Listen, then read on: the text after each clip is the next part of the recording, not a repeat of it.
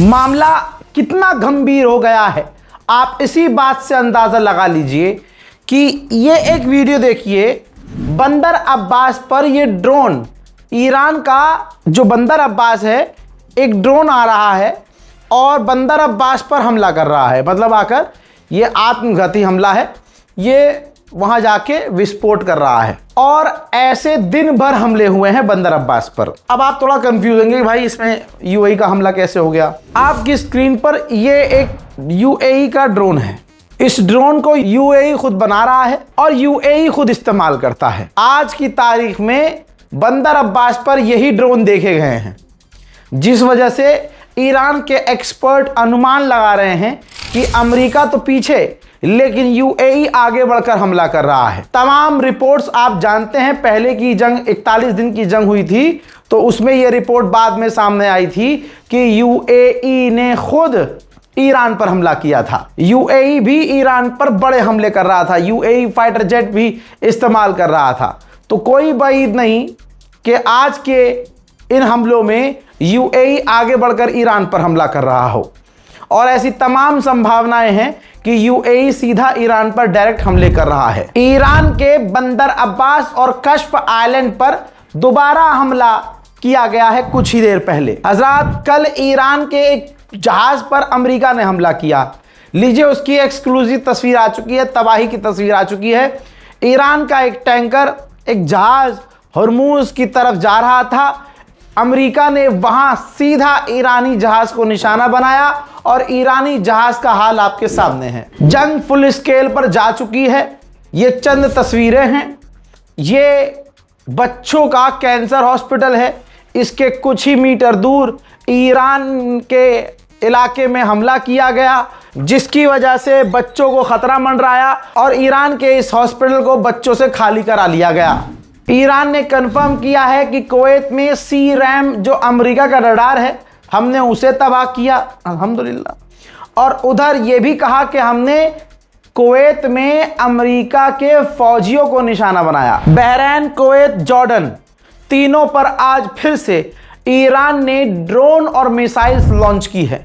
देखिए, ये फुटेज है। मिसाइल के ऊपर सुप्रीम लीडर की तस्वीर, जुल्फकार की तस्वीर लगा रखी है। इसी तरह से मैसेज के साथ साथ एक साइन देते हुए पोस्टर लगाया है अपनी मिसाइलों के ऊपर ईरान ने। और ड्रोन भी, मिसाइल और ड्रोन दोनों ही अरबों पर दागे हैं। आज भी ईरान ने MQ-9 रीपर ड्रोन अमेरिकी मार गिराया है, जिसका मलबा ईरान ने दिखाया है।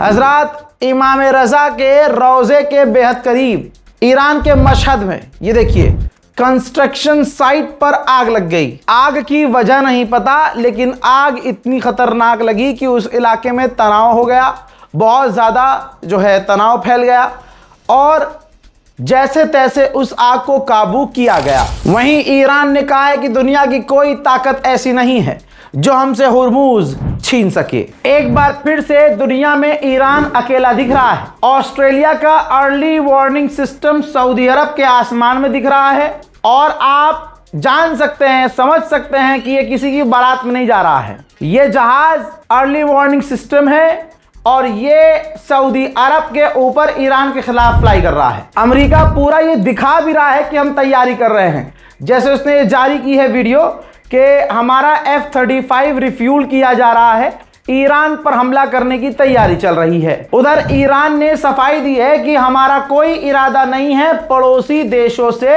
लड़ने का। उधर मीडिएटर पाकिस्तान ने दोनों देशों से अपील की है कि लड़ाई, दंगा या फसाद खत्म किया जाए और जो बात पहले चल रही थी उस बात को कंटिन्यू करके मामले को हल किया जाए। भाई साफ साफ IRGC कमांडर ने कहा कि 17 बेस जो पूरे इलाके में है अमेरिका के, हमने सबको तबाह कर दिए हैं। अमेरिका हुर्मुज पर हमला करके और हमले बढ़ाकर हुर्मुज हासिल नहीं कर सकता।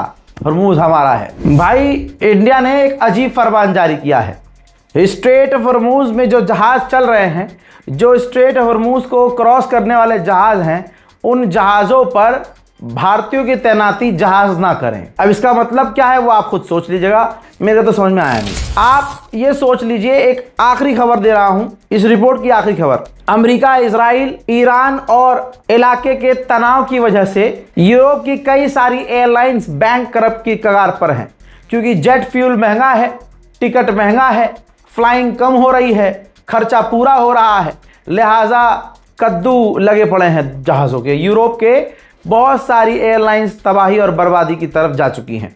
मोहतरम हज़रात, पूरे दिन लोग कहते रहे रज़ा भाई कहाँ होगा, भाई दिन में कुछ नहीं हुआ, चुटर पुटर जो हुआ सो हुआ, लेकिन हमला कहीं किसी के ऊपर नहीं हुआ।